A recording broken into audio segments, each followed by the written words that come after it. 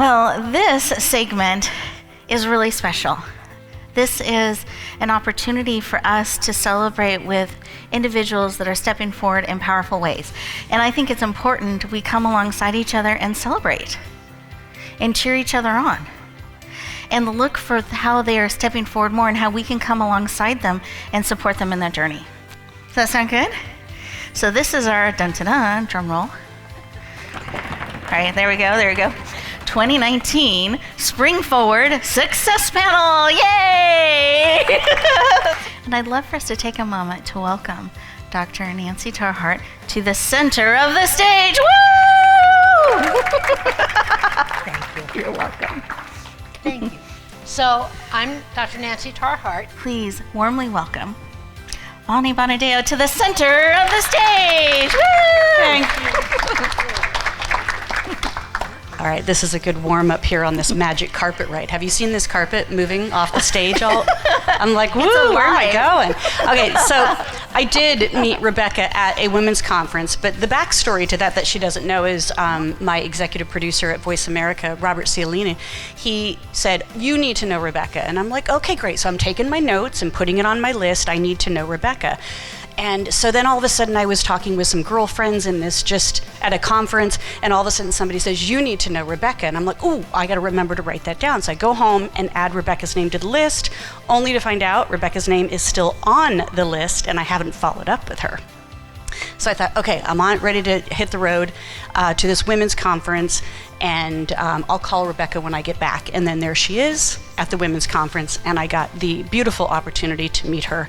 I describe her as a delightful powerhouse. I don't even know how else to say that.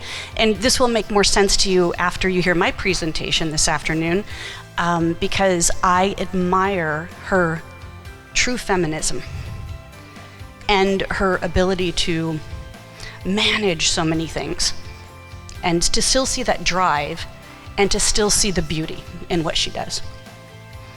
So thank you. Dr. Cheryl Lentz is also has become a friend. That's what's really neat in how we get to work together. So often clients become friends. We become so connected in the work that we do. A friendship develops, and that's something I feel like has happened with Dr. Cheryl and I. She is an amazing publisher. She's brought forward the Refractive Thinker volume. How many volumes now? 18 volumes. Helping doctoral scholars bring their messages to the mainstream. Being able to get that information out there that can change people's lives. And she is passionate about that. An amazing speaker and professor. And it is my honor to introduce Dr. Cheryl Lentz. Let's welcome her to the center of the stage. Now, Tim and I have gotten to know each other a little more recently. And something I appreciate about you, and I describe you sometimes, attorney by day, novelist by night. I love how he brings these two. We can see them as separate things together, but they're not. And they're woven together so beautifully and powerfully in you.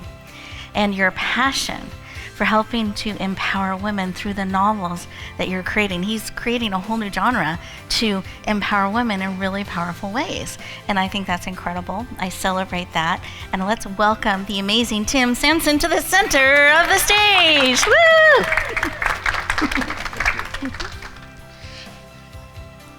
It's hard for me to stand here and believe that I am actually standing in front of people talking about a book, because 5 years ago is when I decided finally that I was going to try to write a novel. I'm not going to say the great American novel, because that's become a cliche, and there's just so many genres out there now and so many different types of books that you see that I think just being able to have a novel out there is a great thing. So can we warmly welcome the amazing MarleneElizabeth to the center of the stage. Woo! Thank you. I really appreciate those words, Rebecca. You know, when I became a mom late in life, so when I had my baby girl, she was born, but also two more dreams were born. And that is, one, I was determined to be a stay-at-home mom.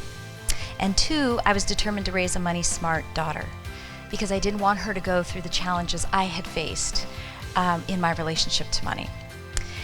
And I had no idea how I was going to make those dreams come true. And so it did take some brave steps to just start. And somewhere along the journey, God led me to Rebecca. Because there's one thing about me, my quirk is, as I mentioned a little bit earlier, is I see the potential everywhere in all of you. And so I am so excited by that.